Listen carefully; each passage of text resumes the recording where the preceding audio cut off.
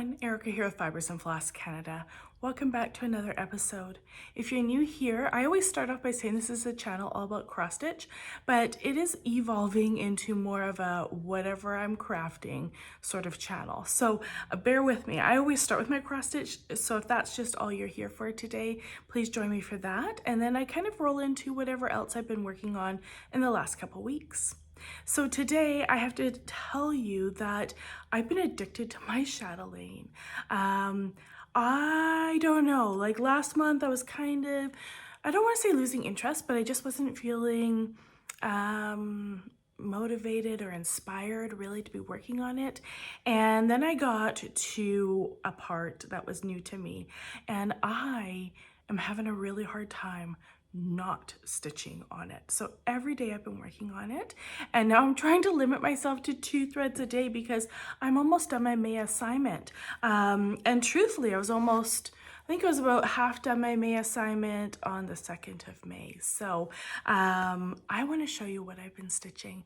I'm working on my very first chatelaine. This is Holland Springtime Garden Mandala, and I started it in January. My goal is to finish it in 2025, but we'll just see how it goes, right?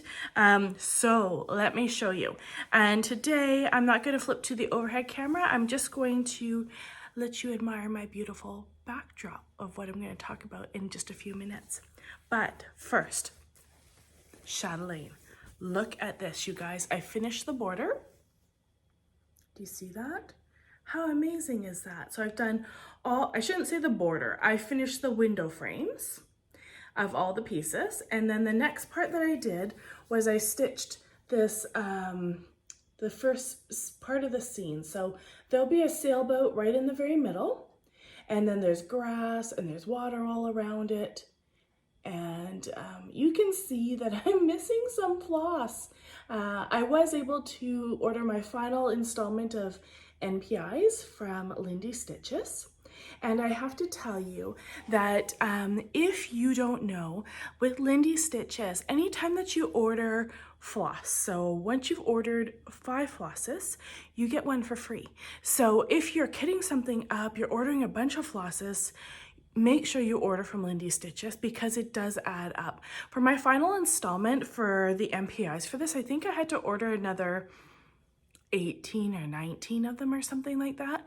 And so it made sense for me to go ahead and order from her because I did get 3 of them for free, which, you know, it's $5 US, right? So it's almost $8 Canadian, and that's saving like, you know, $24. That's a lot of money. So I made a point of ordering, and I thought I'd share that because I don't know how many of you know that. So that's on all of her floss, whether it's DMC, Classic Colorworks, MPI, whatever, all of it. You will get whichever one is cheapest. You will get the cheaper floss for free. So in my case, where I was ordering all MPI, it worked out wonderfully. But I mean, that's up to you too, how you choose to place your order. If you want to separate it into different orders, you can do that as well. But isn't that beautiful? Just take another moment to look at that. I just love that there. The colors are great. You know, I have to admit, there's a lot of blended color work, all those greens from the, I don't know, like the beigey army green to the darker green. There's multiples of each color in there, and you don't necessarily notice a difference. I mean, you will, like if we're looking here, you will see a little bit here. You will see a little bit of a difference, but overall with this green here, I think there's 4 different silks. And so it's a lot of money for that, right? But it is my first chatelaine. I don't think that, you know, when you're dealing with something that has this much detail in it, that it's worth, in my opinion, doing a conversion, maybe as I go along, but I think you really want that variegation. And then, you know, maybe it's not necessarily silk that you're buying, but you're buying an overdyed of some sort. So, I mean, it's still gonna be more than DMC, which of course you could stitch in DMC as well. But it's my first one, so I wanted to do it all as the called for. And did I bring it down? Oh shoot, maybe I didn't. I wanted to show you guys the I didn't bring it with me, the list of the floss for this piece. So it is an entire 8x11 sheet of floss going all the way down. And I think there's like 4 rows of petite treasure braid. The rest is all silk. There is everything from MPIs to dinky dyes to classic color works, the thread gatherer, the silken threads, and Gloriana. I think there's another one. Basically, there's all the silk in it, except for Belle Soie's not in it. Yeah, loving it. And so I wasn't able to put it down. You know, I did finish those window frames and they look great. I cannot wait to fill them in. And this particular one that I've been working on here, I did run down to the States today to my box to pick up my final order of floss. So it's here. I can work on filling that in. And there's not much left. I'm over 2/3 done this block, so it won't take me too much time. Anyways, I'm making really good progress. I love, love, love this piece. I cannot wait to see it come together. I am stitching it on a 32 count white Zweigart lugana because I wanted that even weave for this piece. I think is really important as opposed to the linen, but that's just my personal opinion. Okay, so that has taken up a ton of my time in the last 2 to 3 weeks, but I've loved every moment of it and I cannot wait to stitch more of that. Now, the next thing that I started, I told you guys on the last episode, I was going to start a new project by a designer I've never stitched from before. And this is Krista West. And Krista West owns Avlea Folk Embroidery. And the pattern I'm using, I have a hard time saying it, but it's Pelopponnesian Poppies, I think. And I can show you part of this cover page here. So this is what she calls a table runner. This one will be small though. It's going to be 14 by 18 inches. So it'll be perfect to put on that side table under your lamp, under a vase of flowers. And I was just really drawn to the colors in it. I think that, you know, between the style of folk embroidery, the bright basic colors, it just looks like something that is simple yet really gratifying to stitch. If you don't know Krista West, she is amazing. The more that I look into her, the more that I follow her, everything that she does and stands for in community, you know, supporting local crafters, supporting the heritage of folk embroidery. She even supports the veterans in her area with stitching as form of a therapy for them. She's just great and you want to support her for sure. She's had a lot of sales on too in the last month. So if you guys are contemplating one of these kits, you know, they're very affordably priced. And I have to tell you, I'm having so much fun with this. So this particular one, it is stitched on traditional ground cloth. This is the very first time I've ever stitched on that. It is, I believe it's always a 26 count. I'm totally new to ground cloth, and from what I can see, it comes in a natural or more of like a bleached white, but it looks to be the only 2 options that I'm finding that are readily available. I did buy the kit, so it came with everything I needed, including all the DMC floss. I did an unboxing for that on my last video, so if you want to check it out, you can go back and look at it. But I want to show you what I've done on this. Let me hold this up for you. So this has been my TV stitch because it's big, 26 count. I have no problem seeing that at the end of the day. You know, I'm in the basement watching a show with my husband and I have no problem stitching on this. So if you're also one that is considering, you know, maybe you're having challenges with your eyesight, maybe you just love a stitch that you can see really clearly, this is an amazing kit for sure. It's kind of upside down, but this is where I got to so far. I did a little bit more, there you go. So I've done a fair bit, you know, with the border, you can see the crease in the middle there, horizontally, that's halfway. So I'm working on the border. I've completed the border on the top row here. That is done.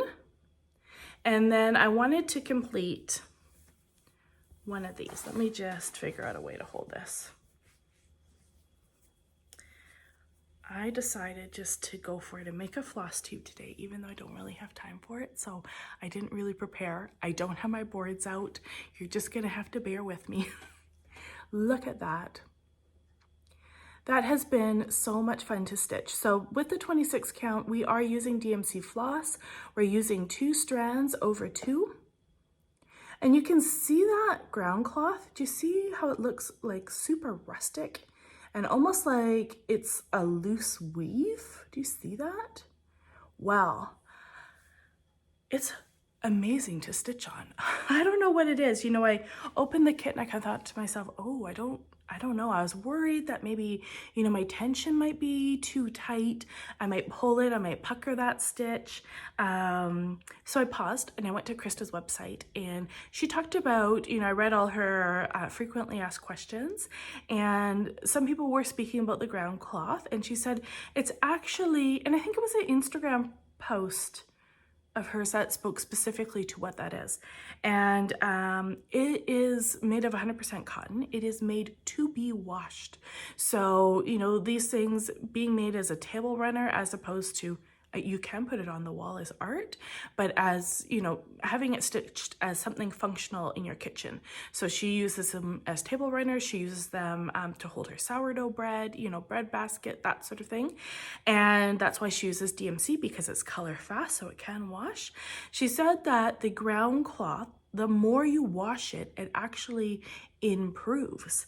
Which I thought was interesting. But let me tell you, I'm stitching this in hand, and I don't know how to describe this fabric, but it feels like so soft and buttery. Like, look, you can just, it's not crispy, it's not crunchy, and when you squeeze it, it almost feels like lanolin-like, if that makes sense. If you're like a knitter or a spinner, you might know what I'm talking about. But it's just, it's so nice to stitch on. It's way nicer than anything I've ever stitched on before, which is funny because it looks like it might be a really cheap option for stitching, but it's really nice. Right, so future me here, coming back to talk to you about this project, because I had someone mention on Instagram that they had also ordered one of these kits, but they hadn't started it because of 2 questions. They weren't sure about, with a 26 count, what's happening on the back. Like, since this is going to be going through the wash and stuff, how should you really be securing your threads? They were interested in knowing what I chose to do for that, so I'm going to share that with you. And then also in starting them too, like, what are we doing? Because even though it's not reversible, how are we minimizing, you know, the opportunity for those threads to come undone with time? So I'm going to tell you that because this is stitched with 2 DMC floss, I am using the loop start method exclusively here. So in doing so, it completely eliminates, you know, the need for anything on the back in terms of your starts. So with your start, I'm going to just show you my back. I'll talk about the starts and the finishes. So when we look here, on the back, you can see there's a little bit of carryover between things, but there's not a lot of ends tied underneath. The blue here, this is largely carryover, right, coming around there. The I stitch Danish method, so largely Danish, so you'll see a lot of it going back and forth this way. All of it is a loop start, so there are no threads on the back end being tied in, sewed over, anything like that. Now, when I'm done stitching, what I am doing is I am choosing to bury my thread on the front side. So that means when I come up, let's say I have stitched this row right here. When I'm done, I'm actually going to take my needle and I'm going to run it underneath all 4 of those stitches there, and I'm going to pull that floss through underneath. And then when I'm done, I just give it a nice firm little tug and a snip real close to the stitches there, and you don't see it. Now, it's important that when you do choose to do that, you know, if I chose to do that with the blue here under that red, you would definitely see the blue showing through just in those little, like those little spaces there, right? So with the blue, I'm going under the front of this one, I flip it over, and on the back side, there you go. With the back side, I will take my stitch and I'll just go underneath the blue and underneath the blue again, bring it back up to the front. And when I come up on the front, I want to come up in the middle of that stitch. Can you see? Is that the middle? Hold on one second. It's not the middle. Okay. Can you see where I've chose to come up? Right in between the legs of those two linen threads. I'll come up underneath, I'll slide it underneath those blue, and I will snip it in the front. So effectively it'll be tucked through two blue, along the running stitch on the back, and then through two blue again. And that's how I'm securing all of my ends. And in doing that, my ends are secure. They're not going to come loose on the back side. You don't see them on the back side. The stitching looks a little bit tidier. That being said, I'm also not too worried about the back of this. I mean, I'm enjoying this project. It's not meticulous. I'm not stitching it reversibly. Look at the back here. Okay, I am carrying that floss all the way along. There are areas, you can see this red getting carried back and forth and back and forth, and I'm okay with that. I think this fabric, being a 26 count, it's too loose of a count to do a pin stitch really. I think that a pin stitch with the 2 strands of floss, I think you're gonna get lost there with that for start or stop. Yeah, so I do think the loop start's the way to go 100%. And then the finishing, I like to tuck underneath and just doing the best you can with the tucking. I think there's been a couple times that I have run it under like I normally would with Danish, where you're just running under a few of these little lines and snipping the end. But all in all, I think that's gonna work well in terms of, you know, just having like a high use stitched fabric. I think it'll be just fine through the washing machine on a delicate cycle. You could hand wash too if you're concerned about it, but that's definitely the way I'd go. The 26 count, the person who made the original comment, and I'm sorry because I can't remember your name off the top of my head, they had worried about the 26 count ground cloth being too loose or too large of a weave, that this thread's just going to become unraveled, and it's not. It's tight enough in there. I definitely had a good look at it, and with my stitching on this, I'm stitching my tension a little bit looser than I normally do, just because I don't want it to pucker. Apparently the ground cloth, when you wash it, it won't really shrink, but it could shrink a very, very, very small amount. And so I thought, well, do I just do regular tension or what? I don't know. So I just did a little looser than my normal tension so that it looks really good on the 26 count right now, and I'm happy with that. Okay, back to my previous planning and episode. So I highly recommend these kits. I'm having a ton of fun. This has been so much, I don't know, it's just so enjoyable to do it, you know, between the colors, basic colors again, but just having, I think, the contrast in the colors. It's a repetitive pattern, but it's not, right? Like, it's enough to keep you going, keeping you interested as well. So highly recommend it. I am going to stop there. I'm gonna see. I was watching Jean Farish this week, and I am so happy that she's back making some more videos because I really appreciate watching her episodes. I'll link her below. If you don't know her, go check her out. Now, she's one of those stitchers where I'm not watching her because I want to see, you know, 15 new patterns that may be new to me. I'm watching her for her knowledge, for her expertise, for her perspective on stitching in the community. She's a designer as well. So yes, while I'm interested in seeing the pieces she's stitching, I'm not there to see the constant turnover of all these pieces. I'm there for the conversation that's happening in between her stitching practice. And one of the things she was talking about was mindful stitching and the process of, she didn't say slow stitching, but really she refers to it as mindful stitching. And I can't agree more with her. You know, I started Mania for May, and it was really fun for the first couple weeks. And then I started feeling almost like I was getting some anxiety over, you know, I want to stitch on this, but this is what's come up in my wheel for for Mania 500. I also have my goal stitching, and I was like, truthfully, I wasn't totally immersed in what I was doing because I was thinking about what else I had kind of in the background or waiting in the wings to be done. And so about 2.5 weeks ago, I decided to stop Mania 500.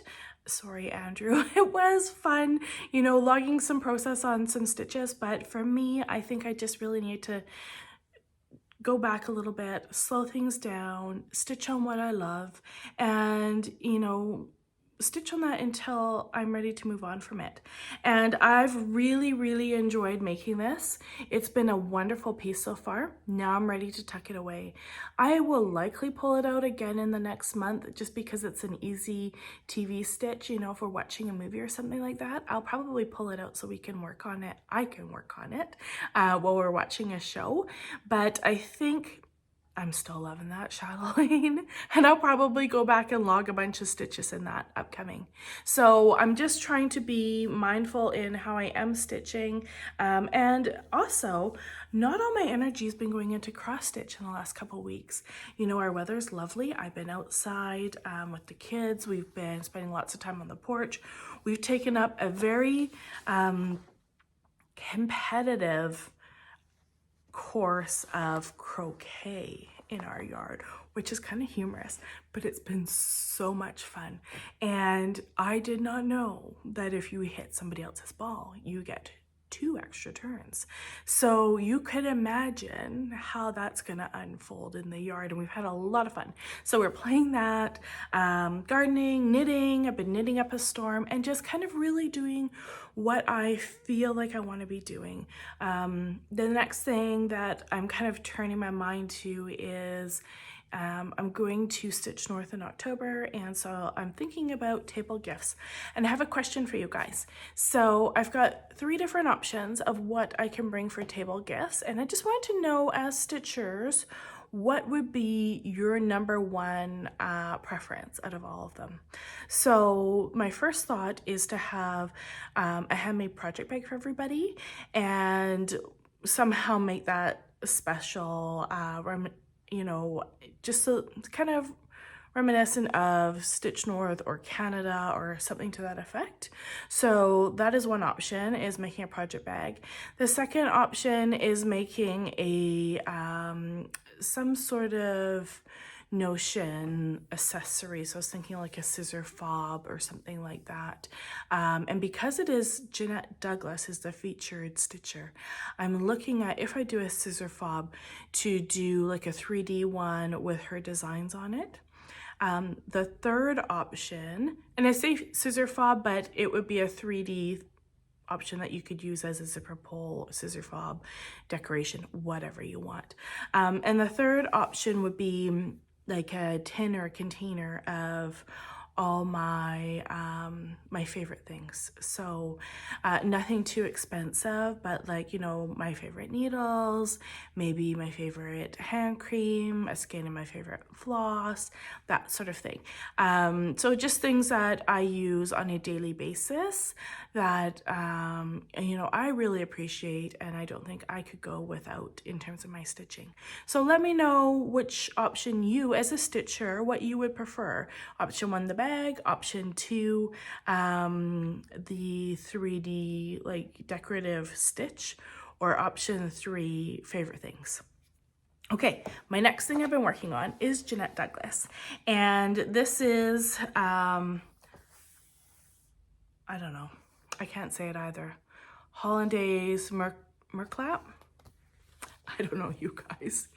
This is a really beautiful piece. I chose this piece because I've never stitched I can't even speak this morning. I have never stitched a Jeannette Douglas before, and I really love her use of embroidery stitches that she uses. I like her style, I like her bright use in colors, and I like her use of materials as well. Yeah, so I've dove into starting this. I would love to have this piece and finish it up at Stitch North, but again, I don't want to set any like hard goals at this time. So let me show you what I've done. These are the, you know, her patterns are not cheap to kit up because she uses a lot of silk or specialty floss. And this is the color palette. Look at those colors. There's some really, really bright colors in there. Beautifully variegated. I mean, there's some nice ones. I've really enjoyed using the floss here. Okay, so I'm stitching this on 40 count Porcelain by Roxy Floss Co. And I have to say, I quite enjoy, you know, the color is beautiful. So she uses that Zweigart base, and Porcelain, I feel like it has a hint of like pink undertone to it. Anyways, I'll show you where I'm at. Oh, and I even have a tail and a needle in here for you. Ha. Okay, so this is where I got to. Now this piece here, the colors are so beautiful. Look at the top. Do you see those white hearts? I should actually look at the name of those for you. Hold on, I'll tell you. Because I think they are, yeah, Hungarian stitch hearts is the specialty stitch there. And I'll see if I can go a bit closer for you guys. Hold on. I need a board, but I didn't have one there. You see that? So they're basically diamond shapes of satin stitches that are not fully stitched. You know, with a satin stitch, you're filling in your block. These ones here, you're not filling in the block. You are just, can you see the individual threads? Running them up and down and along. I actually had to rip this out because the first time I did it, this one here is not centered, and it's not meant to be centered, but mine was really not centered. It was off, I think, by a full like 2 strands, and I didn't really realize until it was about 3/4 of the way, so I had to frog it and restitch it. The next thing I wanted to talk about were the Frisian letters in this. So this particular sampler, you have the border and then you have bands, and she recommends that you work in, you know, going across one band at a time. So I've actually almost completed the first band. If you look at this flower here, I'm missing Gloriana Cinnamon, which is sold out everywhere, except for Hobby House. And Hobby House, I don't know why. Why is it more, like, so much more expensive at Hobby House than it is at any other stitching store? I don't understand it. I have a hard time fundamentally ordering from them when I know I can buy the exact same, you know, product from the attic and it's less money. I don't get it. Anyways, if you guys know, you let me know. They have the fancy new building, but I don't know. For Gloriana, I could order that anywhere, so it is ordered, and I'm just waiting for it to come in. The letters are Frisian alphabet, and you know, Modern Folk Embroidery, they have quite a few patterns featuring Frisian letters, and I do believe Jacob has a book all about Frisian lettering, and it was fun to do. It's just essentially a cross stitch. It's using variegated floss there, and then you're doing, you could do it as black work or you could do it as back stitch. I don't know. I should actually, this is the first time I've stitched Frisian lettering, and so maybe I should look into Jacob's book and see if that technique is probably just back stitch, technically. Yeah, I'm interested in knowing. If you know, comment, let me know. So I'm having a lot of fun. My next part for that will be working on the next band. So I have done I've done that band there, and then band number 2 is this, and it's all these like specialty stitches or different embroidery repetitive patterns. And so I'm really, really excited to see how that's going to pan out. But I think that should look really good. So, and then I'm just going to continue to work the border as I work the bands and go down. And so I will take like, you know, a strand of the green and I will stitch the next little bit, and I'll likely just use that strand. And same with, you know, the yellow for the leaves, and just stop as I'm using the strand up. And then I'll do that on both sides, working my way down slowly on the border. So yeah, I've enjoyed this. It's been great. It does use a variety of silk. We have Classic Colorworks, MPI, Gloriana, Silken Colors, and Swaddle. So a little bit of everything here, but it's making for really, really beautiful stitch. And of course, I'm all about the colors. So really enjoying anything where, you know, I can go through changing in colors is motivational for me, and I just tend to stitch a little bit quicker. I want to give some feedback on her patterns as well. I think this part's okay to show, but I wanted to share with you guys each row. She separates the rows, and then there's like a blurb all about any of the specialty stitches or the direction those rows need to be stitched. So if you ever look at any of her patterns and you think, oh, I don't really know if I can do that, or is it too complicated for me? I encourage you to try it, because she does break it all down. So even though there's different embroidery stitches here, very good, big, clear diagrams on how to do it. And then she's also worded, you know, how to do it as well, walking you guys through floss color choices and that sort of thing. So, you know, her pattern is quite a few pages, maybe 15 pages or so, and that's just the detail for the pattern. And then her actual pattern is like, I don't know if I can show you here. Her actual pattern is just one like double sheet. So highly recommend. Really looking forward to Stitch North. I think it'll be great to see her, and I can't wait to find out which project she has been designing for that. I have one last new start for you guys. I'm just gonna grab it. The final cross stitch piece I'm going to share with you today is a new start, and this is by Katie Strachan, and this is the Brittle Mart Sampler. You guys probably could have guessed that I was going to start this one. I did order it, and I started it last week. I am planning on stitching it reversibly, and this is the front, and this is the back. And again, this is a band sampler as well, designed by Katie Strachan. It is to follow like the journey of a 17th century school age girl in her stitching. And so when we look at the actual band sampler here, that top band this is the easy, and then as you go through the sampler, as you move through the bands, they advance in difficulty. Now, this is a project that Katie Strachan is offering a course. That course will be offered in September of 2025. And it does follow a story, a poem as well. And so it tells a bit of a story as you go along.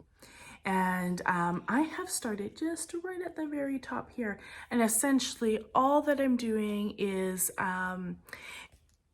a double running stitch and a diamond stitch, and that is in a satin stitch. That's it so far. And all I've been working on is this tiny little border here. So this is stitched on, oh boy, I can't remember now, 40 count legacy linen in a white thistle. No, I don't know if that's right. I should have written it down. So it's either Piccadilly white or white thistle.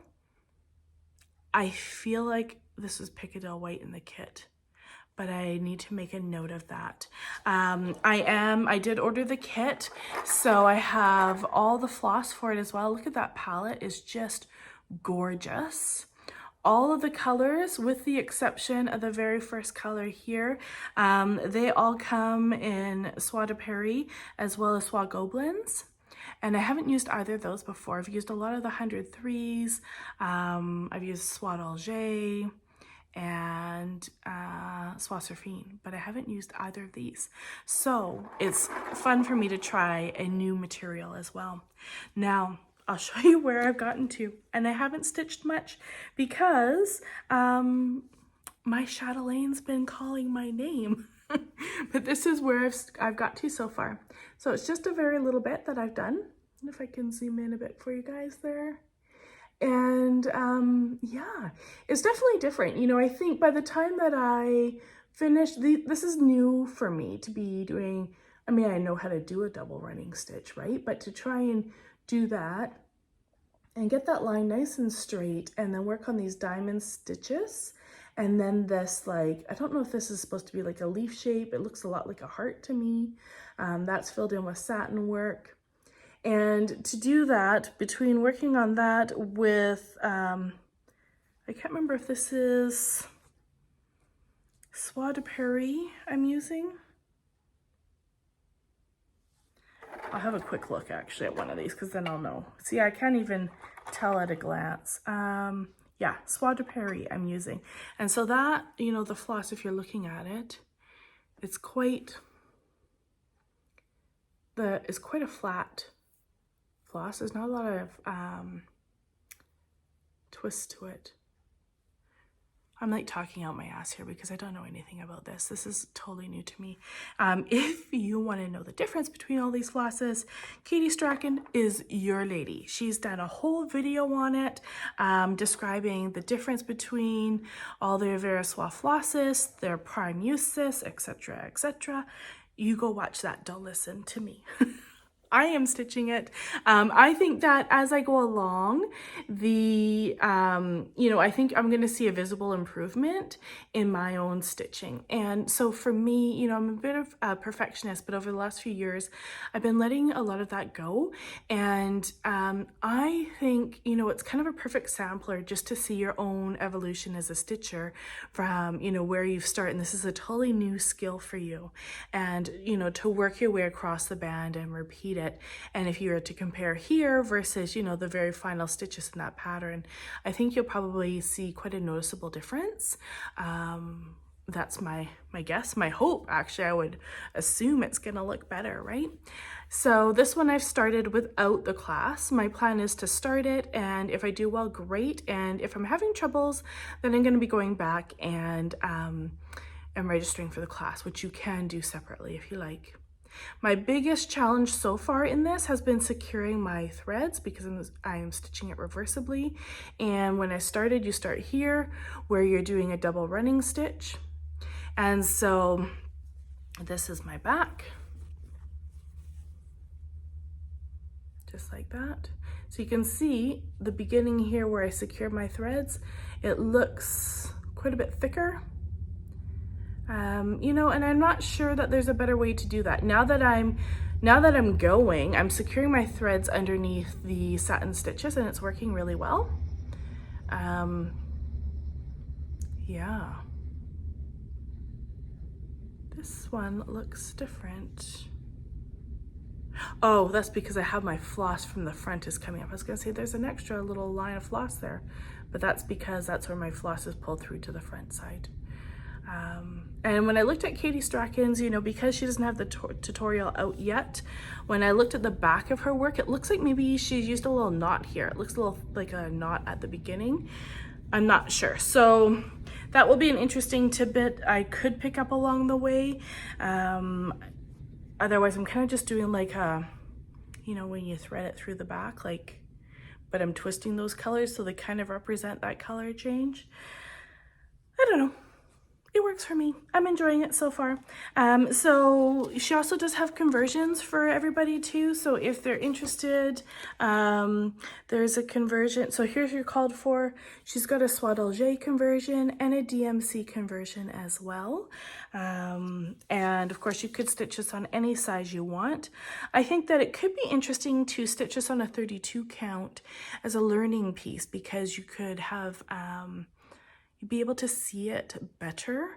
It would take more floss, obviously, but I think it would be I think it'd be interesting to do. Yeah, this is just gorgeous. Like, look at that. Don't you want to stitch that? I don't know how, but I'm gonna learn. Very, very fun. And she has this beautiful book, and I wanted to give you guys some feedback on the book.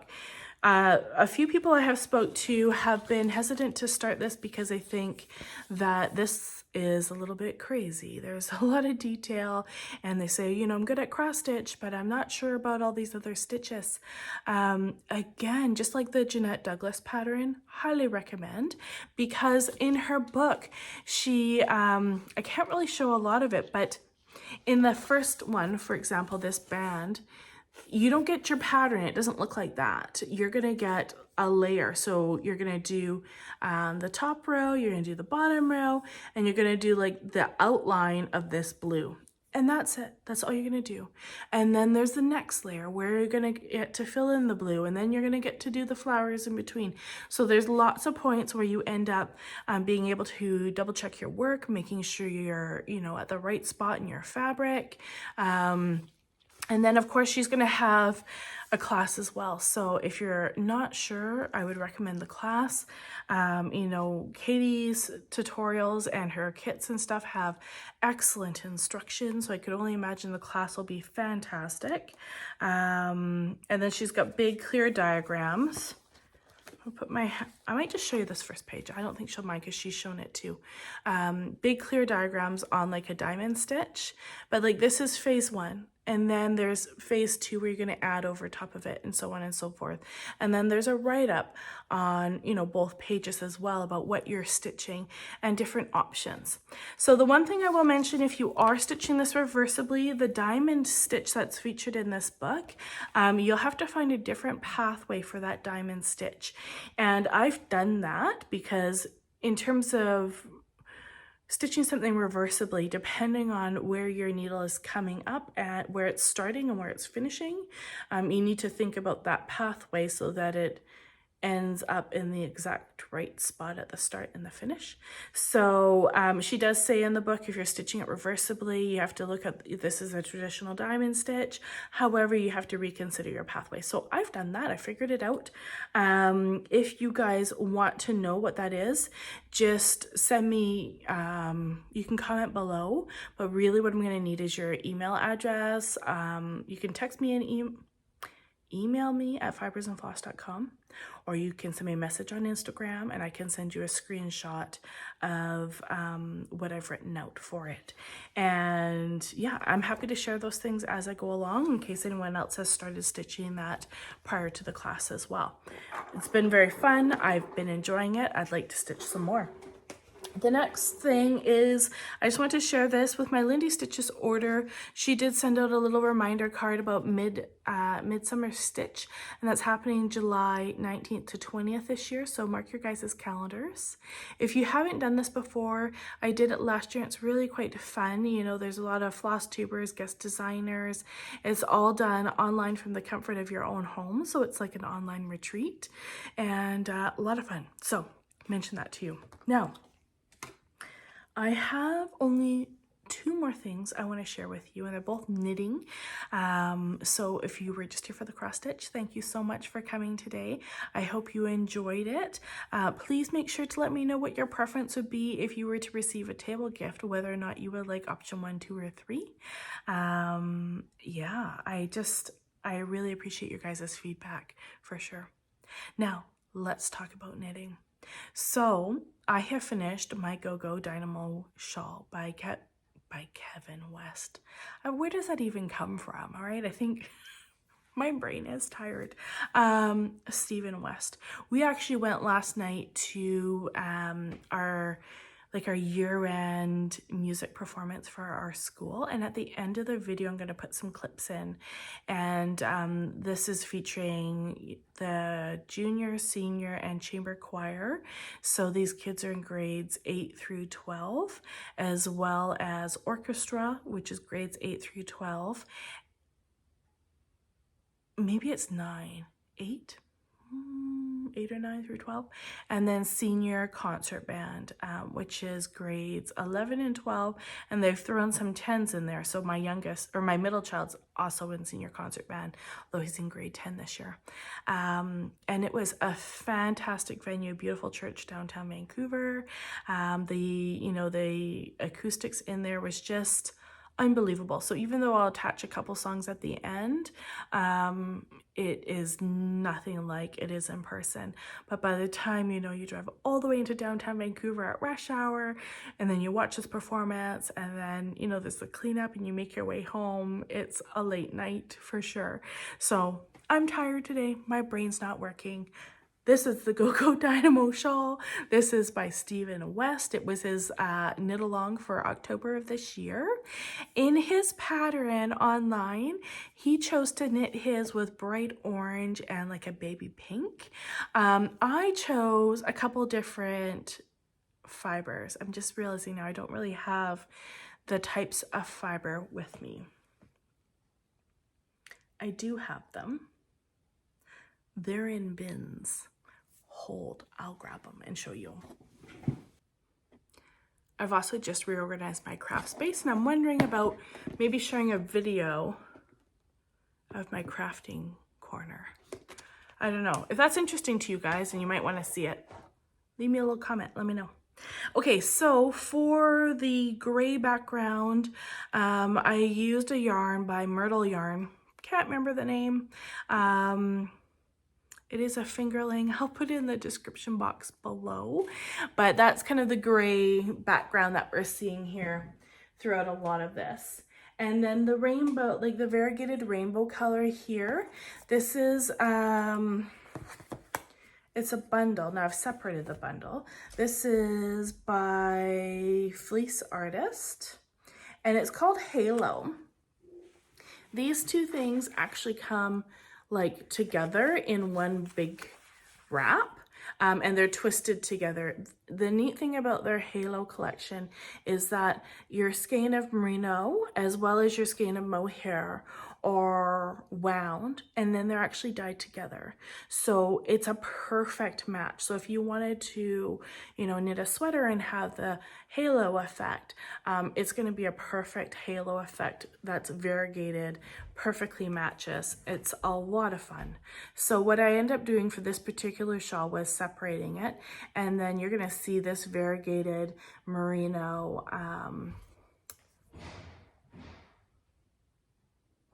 I can hear my kids upstairs. I don't know what's happening.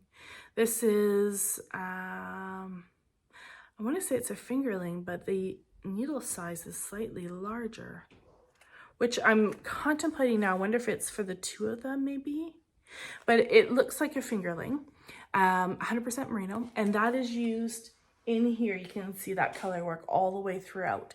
So this particular shawl, the construction of it was so much fun. This was the very first Stephen West project I've ever worked on. Again, something I'm intimidated by, but I thought, it's either gonna go terribly wrong and I'm gonna not knit it, or I'm gonna love it, and I loved it. So the construction for this particular one, you end up working these 3 semicircles. So this piece here, it's hard to do this on camera. This piece here, and then this piece back here. And then once you've stitched all 3 of those, then you go and you stitch these here as well. And you attach them all together. So you end up with this band is where you're gonna go. And then from there you start stitching this row of these bubbles. And then there is a row of mohair brioche stitching, and that's that big line of yellow you can see that kind of goes across the whole way. Then there's another row of the bubbles, and then there's a row of eyelets. And for the eyelets, what I ended up using was just 100% of this mohair. I didn't use any other yarn. And the mohair here, it's called, I lied. It's called angel hair. So it's 70% mohair and 30% nylon. So it's a little bit stronger. I was a little bit worried about the eyelets with just mohair. So far, so good. I've been wearing it for about 2 weeks. I did finish this really quite quickly after my last video, blocked it up, and I have really enjoyed wearing this. So once you're done from here down to here, you jump back up to work the middle. Yeah, you jump back up to work here. And so what I was able to do was put in multiple rows of color, as well as mix them with mohair. And then I repeated the rainbow here with the other colors up to the center. And then the construction moves down to the bottom, and you end up working this triangular edge, which you actually work back and forth in these little pieces all the way along, and you do an I-cord edge off of there too at the same time. And then your shawl can be complete if that's what you choose. You don't have to stitch anymore from there. If you want, there is an optional to add a wavy border, and the wavy border has 3 lines of stitching. Now, because up here I have the rainbow colors and the rainbow colors throughout the triangles as well, I wanted to mirror those colors in the border, and I'm glad I did. Even though it was a lot more work, you know. I think each color was 700 times 8 rows, 5,600 stitches per row. Or per color? Does that make sense? Sounds like a lot. And then there's gray in between. So it's adding a lot more stitching for sure. I think it was worth every stitch. It looks so good. And then when I've blocked it out, this thing is quite large. It's I'd say just over 2 meters in width by about just shy of a meter coming down. And I was able to block it and pull these down into the little points. So when you're wearing it, it does look quite fabulous. All the colors, so the mohair I'm using, you can see my leftovers here. There's lots of leftovers. A lot of it was a mixture. So there's cumulus I used a lot of this Drops Kid Silk, which is the halo on it is very fuzzy. A little too fuzzy for my liking, but oh well, what can you do? And then a little bit of the Knitting for Olive as well. So it was a mixture of that. And then all of my bright colors that I've used here is all from my stash. So it's been a good stash buster as well. Almost all of those colors, except for 1 or 2, is from Tennis Fiber Arts. Love her color. She has the most vibrant, beautiful colorways.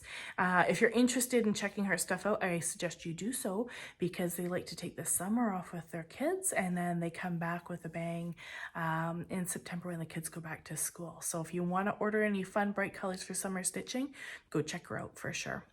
I will put some photos in here as well of the shawl so you can get some good close-ups of the detail. I had a lot of fun stitching this. I will most definitely stitch another shawl by Stephen West. I think it was worth every stitch. Really highly recommend. Very much enjoyed it, and I stitched the whole thing in 2 months because it was so much fun just moving from color to color, and then the modular piecework was it just kept it really fresh and easy. Okay, the last project I want to share with you today is another knit project, and when I had completed the shawl, I wanted something that was kind of quick, mindless, you know, for while I'm sitting out on the porch with the kids, or, you know, going about. June's really busy with kids, right? Just the constant like wind up and whatnot. And so I started a Musselburgh hat. I think my copy is black and white, so, and it's been folded. I think a lot of people know this hat. I don't know how to pronounce the designer. Ysolda? Probably totally wrong. This hat's really neat because it's actually reversible. So essentially you knit one long hat, but instead of casting off when you meet the end of the brim, you're going to actually continue to knit a very long tube and then close up another hat at the other end. And so what happens is with this here, you can have reversible colors. So when you know, let's say you do red on the outside and white on the inside, you would have a red on your head, but then when you fold up the brim, it's going to show white here. So very fun. It's a large project because it is knit and fingerling weight, and you're knitting 2 hats in one. So I have started it. I am using a very fun yarn called Light It Up from That Yarn Habit, and this is actually, just getting the label out for you. This is one of my cousin's wife's company from Canada. She's in Alberta. And she just opened her first brick and mortar, which, congratulations, Tara, if you're watching. Amazing to, I mean, that's the goal, right? Is to have your hobby and have that become an actual business that, you know, you can, it's sustainable for you and your family. And she's carrying really, really good brands as well. I know that I was watching Elizabeth Ann Can Craft, I think she's calling it now, or whatever her name is. She was saying it's really hard to find stores in the States that carry knitting for olive, which I find surprising. So if you guys are looking for knitting for olive, I know that Yarn Habit, Tara, she carries it, as well as Valley Yarn in Surrey, BC. They carry knitting for olive too. So I was kind of surprised by that. But if you're looking, there's 2 stores that carry a very large selection of it. So highly recommend. And I think Tara, because it's a new store for her, with that Yarn Habit, she has tons of stock. Like her order has come in and she's just filled the whole wall. So if you're looking for something where you need, you know, your 10 or your 12 balls for your sweater, you can definitely get it. It's not a problem. Just go online. You can shop online. She can ship it to you. So this colorway is a little crazy. It's called Light It Up. And I purchased it because it reminded me of, like, I don't know, like a baby sweater. I don't know. But I thought it was really quite fun. I thought I would make some socks with it, and then I decided to make this hat. And you know how things knit up when they're variegated. In the beginning, I was kind of thinking, oh, I don't really know if I like that. But then as it's gone through the pattern here and we're getting more of these lovely blocks of color throughout, I am enjoying it. And then I wasn't sure, because this was like a last minute cast on without really any planning.